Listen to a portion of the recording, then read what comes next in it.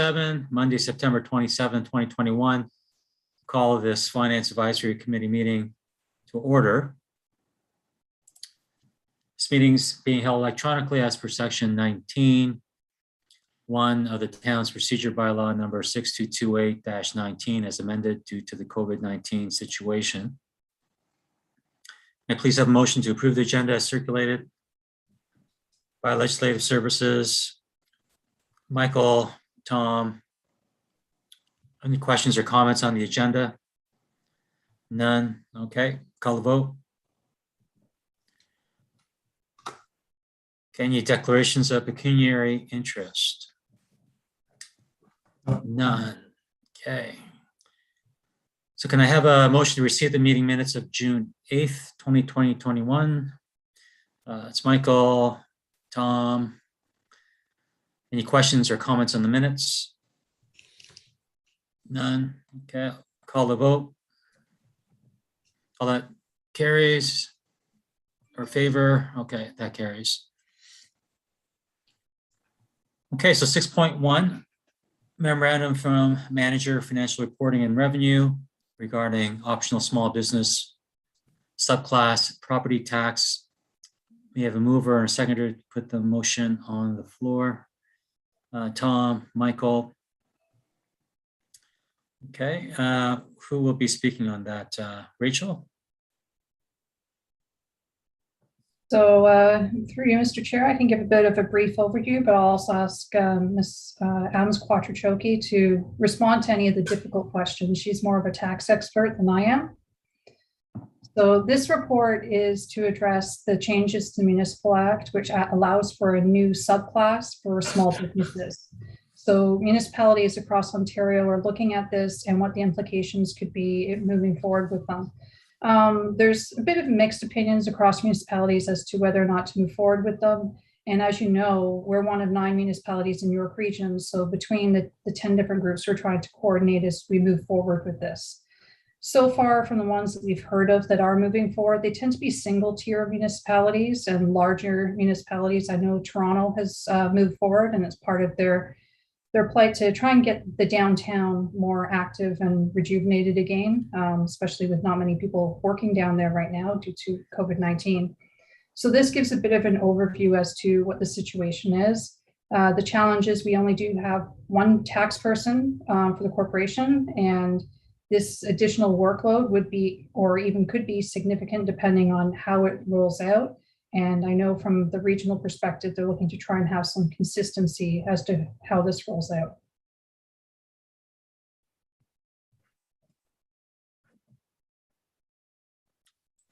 Okay. Is that it, Rachel? Is anybody else speaking on behalf of staff, or we're on to questions? I'm not sure if there's anything else Elizabeth would like to add. Sure. Through you, Mr. Chair. So just to add that this is a very discretionary type of proposal that came out. It's not really consistent with the historical process of the property tax system.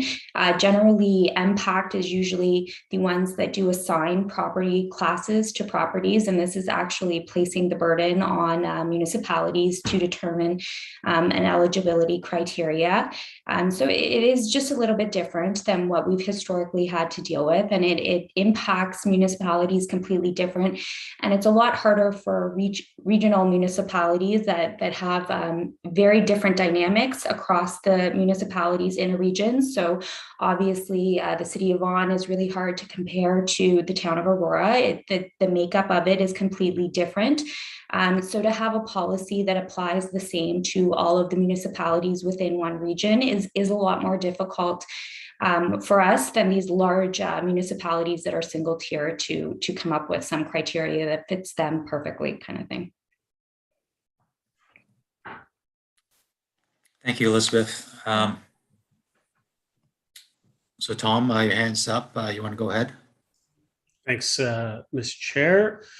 I guess this is for Elizabeth. Elizabeth, I know that it says it's difficult, and I know that it would depend on, I guess, how we define the subclass, but is there a way to have an understanding of if we gave like a, like if we gave a discount rate of 1%, like what that 1% would represent from a tax perspective, like as far as what would be coming in? Is there a way to get that number, like an estimate? It's really difficult, unfortunately, because a lot of the criteria that has to be considered for someone to be eligible is not items that's readily available through the assessment role. So if you're considering like size of a business, the number of employees, that type of information is not available to us. So that's why it would be deferred to an application-based program and us defining what type of acceptable support people have to qualify for this type of thing. So that's why it's really hard. Some of the proposals that has been thrown out based on some assessment information is a threshold for the CVA value. So for the assessment values of a property, when you look at Aurora, they've been throwing out maybe 500,000 in assessed value for a property. All of our commercial properties are above that. So for us, we wouldn't be able to consider a property like that because these large strip malls and things like that, they have all these small businesses in there that might benefit from this, but that's not how they're set up on the assessment. So it does make it really difficult to make an estimate for it when you don't even know what the criteria is to know the properties that would qualify.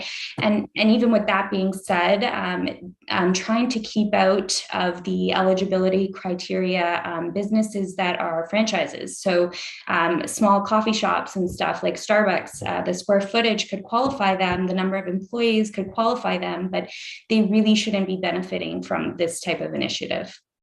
And thanks. I was going to ask that, and I mean, spot on. I don't think that that's what the intention is when this was put forward. It's about helping those small businesses that are struggling through the pandemic. And so, I think that there's lots of difficulties, but I mean, I'm okay with continuing the conversation. I know you guys are working with the other municipalities within New York region to just see what we can do. So I'm comfortable with continuing to have those conversations, see if we can get to something that might benefit some of our small businesses. I mean, but the part that I'm just struggling with the fact that how do we guarantee if we were to move forward with something that did make sense for the town of Aurora? And I know that they have it in there and says that we can require property owners to pass on the reduction to eligible tenants, but how do we guarantee that? Like, how do we guarantee that happens? So I'll make a comment on that. I do find that that's another step outside of the relationship that municipalities have through the property tax system. Our relationship is generally with property owners. This is now going to put us potentially in between agreements between property owners and their tenants, and being involved in that kind of decision of deciding whether they're actually passing on the savings to their tenants is putting us in the middle of their contractual obligations, which historically that's not something municipalities do. We deal with property owners.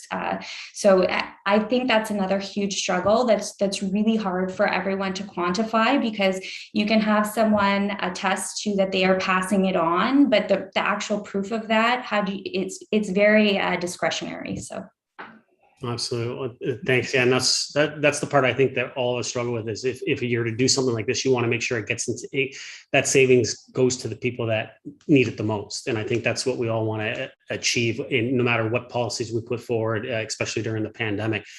The one I just wanted to add a comment, and thank you, Elizabeth, for the answers to that. But in regards to this single tier, your upper tiers or your single tiers, and that they're looking at mostly implementing this.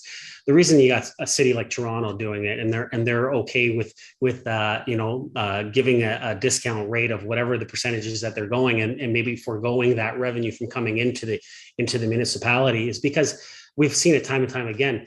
They just go to the province and they say, we're 79 million short and we need you to help us. Otherwise we're done. And the province ponies up to them. But smaller municipalities, it's very difficult for us to do that. We don't get the same type of funding compared to City of Toronto. And so that's why it's so easy for them to do it. And I just wanted to make that statement because I think a lot of people kind of look at that and say, well, Toronto's doing it. Why don't you do it? Well, it's not as easy for us to do it. So thank you. Thanks, Tom. Michael? Thanks. through you to either Rachel or Elizabeth. In the background, it talks about that, this came about as one of the relief measures to mitigate COVID. And so I guess my first question really, as we, contemplate this and have conversations, are we looking at it from a short-term perspective or a long-term perspective? Elizabeth? Hey, Mr. Chair. So this was rolled out, being described as an initiative to deal with some of the constraints that have caused people through COVID, but it's actually been talked about a lot longer than that. They've had it in the works. I think they pushed it forward to demonstrate that the province is trying to give municipalities an option to help small businesses during this time. I don't foresee it being a short term. I actually think that it will stay around longer. Then I don't think they're going to make it disappear all of a sudden when the pandemic, if it ever goes away, goes away. So I actually do foresee it staying around. If we do implement something, I think the option to implement it will be here for a while. I don't think this is short term.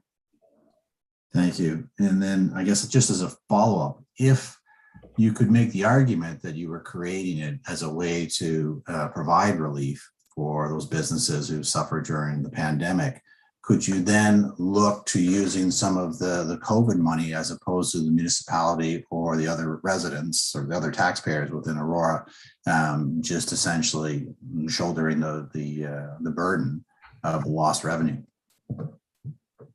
Elizabeth? I'll actually take that one for you, Mr. Chair. So we have to be careful in the way that we use those funds, because under the Municipal Act, there's what you call bonusing. So you can't treat any taxpayer better than any other. So by doing something targeted and giving them direct funding in that manner would not be fair to other taxpayers. So that's why this measure was put forward as a separate subclass where a separate rate could be applied versus handing out direct relief. Certainly, I agree with the mayor when it comes to the fact that, if we were to move forward with this, you'd want to make sure that the whatever discount it is passed along to the tenants and to the small business owner. But I would agree that it's very difficult for you to get any certainty. And then should there be a dispute, at the end of the day, you do get dragged into it because, did you not? And who else can answer some of those questions but the municipality between the tenant and the landlord. So the only other real question I had was, if we were to create it, do we have to move businesses into it and use it right away? Or could we just create it for now and just keep it on the books and continue the conversation and think about it for future use? Rachel? Sorry. Might be better for Elizabeth. She's ready for it. Oh, Yeah. Elizabeth? Sorry about that. So it's something that the policy is derived by the regions. So if they do implement the policy, we will have to, we can't choose not to actually do it. But the criteria, so if it is application based, that's where we decide on the administration of it. And if people qualify, they qualify. And if we deem them, they don't. But it won't be a choice to us. If the region proposes the policy and puts it forward, and the criteria is the criteria, we'll have to actually give that option to people. We can't just say, oh, we're not going to do it at this time. The premise is good in terms of the intent, but I agree. I look forward to seeing more information because there's a lot of challenges associated with the details of how to administer it in an equitable and fair manner. And so, I guess the report really is no recommendations, just to receive for information as we continue to look into this and determine whether or not it's in our best interest. And look forward to the next report to keep us posted. Thank you. I'm in agreement with Tom and Michael. I think we received this as information. I was looking at the city of Ottawa. It looks like back in April, they applied this, and every tier 1 municipality can choose their own criteria. For them, it was in terms from a size perspective, they put that cutoff at 15,000 square feet or less. And they made the discount at 10%. So I noticed in the report, the range was 0 to 35. Ottawa did 10%. And the average savings, they said, was $1,500 a year for these small businesses. So for $1,500, I'm not sure whether that's a big enough incentive or benefit to make it worthwhile for us to do this, because I mean, I don't think a business is going to be saved because they have $1,500 in their pocket on an annual basis. So if you do something like this, it's going to have to be at least in the 20% plus range. And also another concern would be, as was pointed out, we're going to have to do this at the regional level because, if it is at a 20 or 35% range where it might be worthwhile to some small businesses, then, we don't want incentivization to go to Vaughan or Richmond Hill and not to Aurora. And so there'd be a disparity within the tier 2 municipalities. So, and a lot of things have to fall into place for this to work out. And certainly, impacting the residential tax or subclass is not something that I want to go into either. I don't want to take from Paul and give to Mary. And so that's another subclass I don't want to deal with. I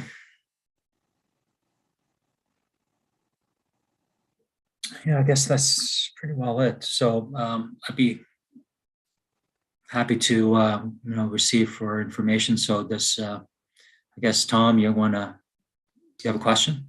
Yeah, Mr. Chair, I just got one more question. I was just, when I look at the report, Elizabeth, when it talks about, and I know you mentioned, Ms. Van Kessel mentioned about added staff because of the pressures, and how much would be coming in, but it says assign a staff as a program administrator, but then it also talks about assigning a staff as an appellate or arbitrator to hear any appeals.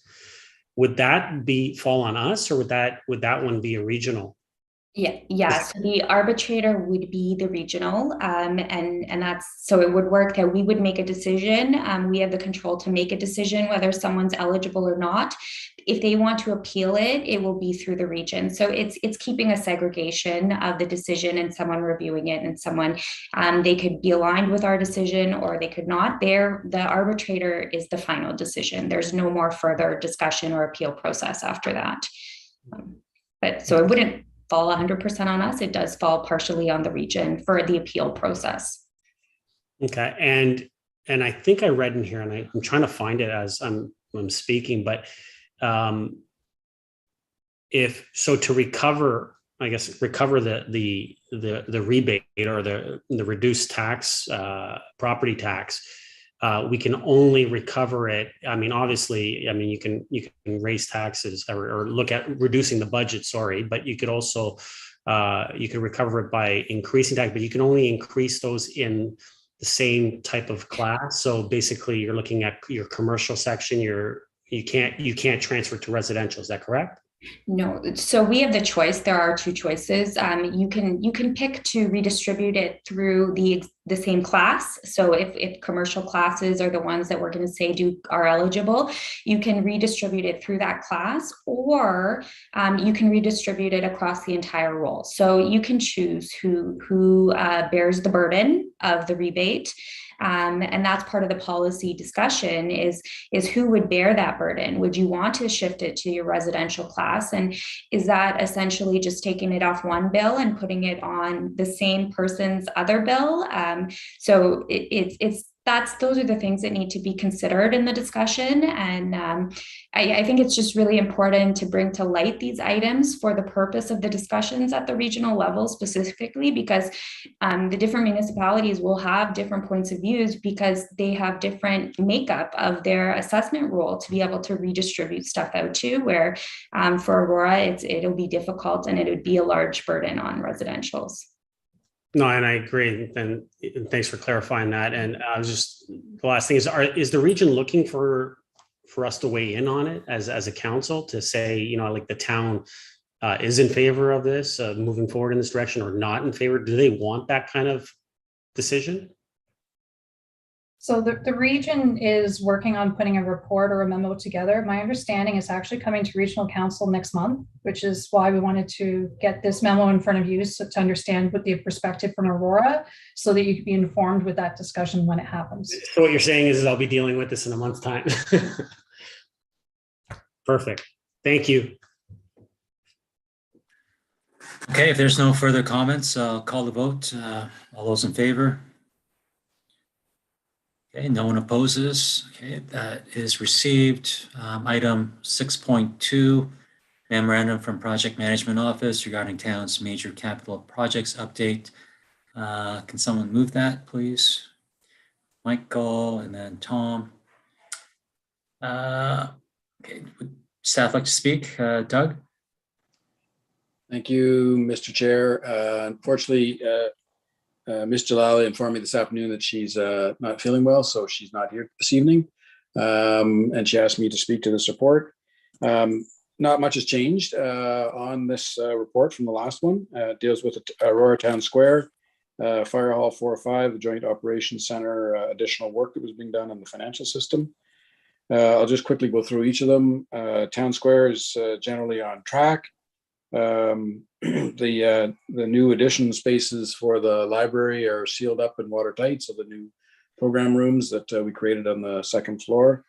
And you may have noticed that the stairs are also in place of the new stairs for the front entrance. So they're waiting for the new glass to be installed and so on, which will be in another week or so.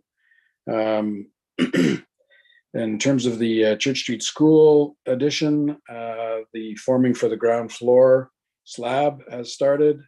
And in fact, some of it has been poured. The final pouring of the floor for the atrium will actually occur very, very soon. In fact, by today, it may have already occurred.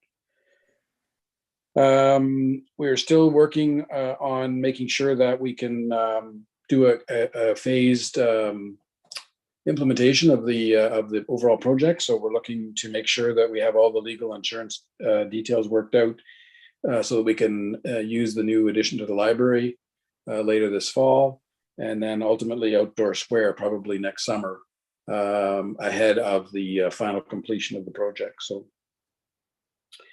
budget remains on track. We've had a few little rumblings about some of the sub-trades who are complaining about the impacts of COVID on some material costs, but no formal claims or anything have been made yet. And we are pushing for all of the various agreements to be maintained, as most have been. So, but again, nothing formal put forward to us, and even the ones that are, they're relatively small in the grand scheme of things in terms of some of the concerns that the sub-trades have expressed. Moving to Fire Hall 405, we're moving along nicely on that one. The mezzanine walls are 90% finished, and not quite at the time of the writing of the support, the roof wasn't quite finished, but once that's done, the interior work will proceed very quickly. There have been a few minor delays due to weather, but nothing too substantive. And that project is still expected to be completed by June 1st. The Joint Operations Center, additional work continues. There's really only 3 things outstanding. The new sign for the road is part of our overall sign strategy, where the other signs are being changed as well. So council's seen some of that before. It's in the works. The final landscaping of the JOC site itself will be completed by the end of October. And then the design is done for the storage buildings that were part of this project. And we expect to go out for tender in the fall for construction in 2022. And the financial system, we're working away at that for the RFP for the new financial system. And we're hoping to get that RFP ready and out by the end of the 3rd quarter of this year. That's it, Mr. Chair, unless there's any specific questions.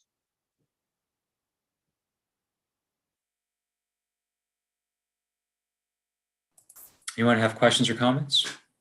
Michael? You're on mute. Thank you. Just with respect to Town Square and the chart on page 36.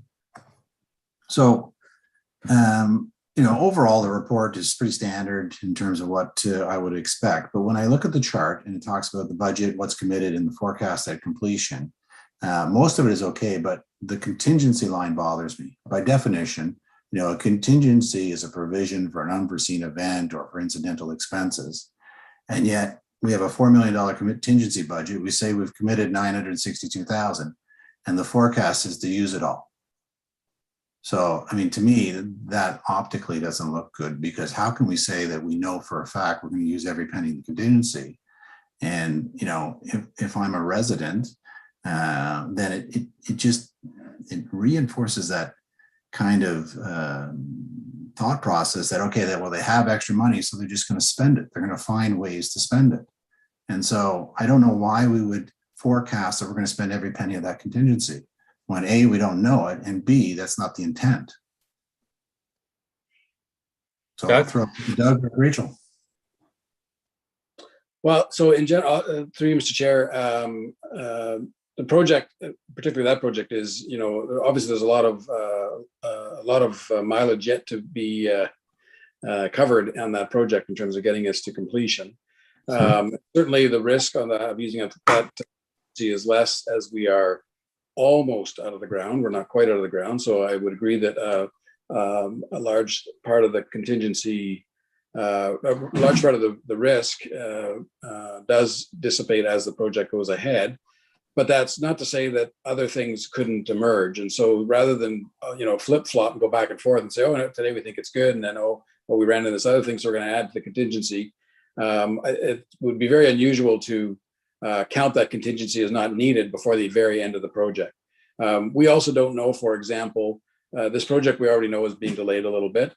There could be a delay claim, down at the end of the project, that we would still want to be able to use that contingency if we felt that the delay claim was legitimate and worthy of paying out to the contractor. So those are all things that could yet come about, and so we'd want to protect that contingency for any possible occurrences that come forward. And I fully recognize that. And, I know there's going to be more change orders. I know there's going to be more items coming along the way, but, we don't know what the variance will be. And maybe could be a better answer. If you look at the fire hall, there's a similar chart, but they don't have they just say what's been committed to date for contingencies, and they left it at that.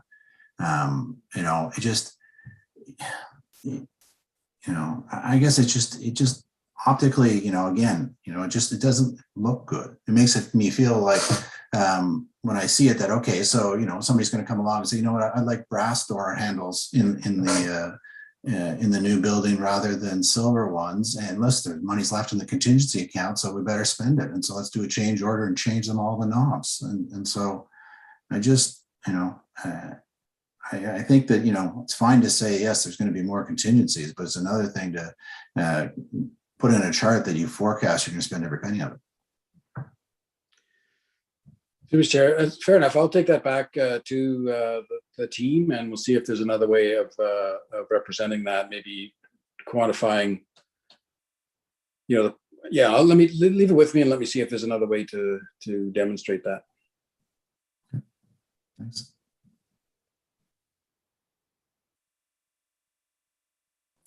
Tom? Thanks, Chair. I was just going to add on, but our sale is going to come back, so that's fine. I was just going to make a suggestion that why not just put not applicable at this time, because we don't know, like Michael's saying, we just don't know what it's. We know that there will be some, we just don't know what the exact number is, so it's not applicable in the as per this chart at this time. And you could put a little asterisk beside it and just put a little notation underneath that speaks to it. And I think that would speak to what the concerns are and kind of relay the message properly.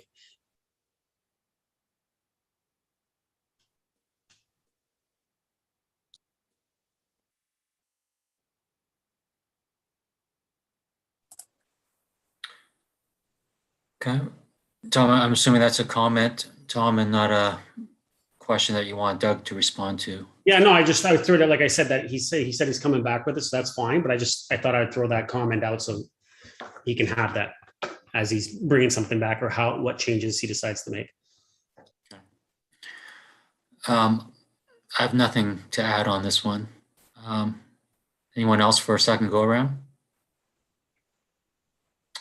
Okay, I'll call the vote. All those in favor? Opposed? Okay, that passes. New business. Anyone have any new business? Okay, there's none. Okay, so I guess I'll just have a motion to adjourn then. Tom and Michael, all in favor? Passes. Okay, well, thanks, everybody. See you tomorrow, everyone.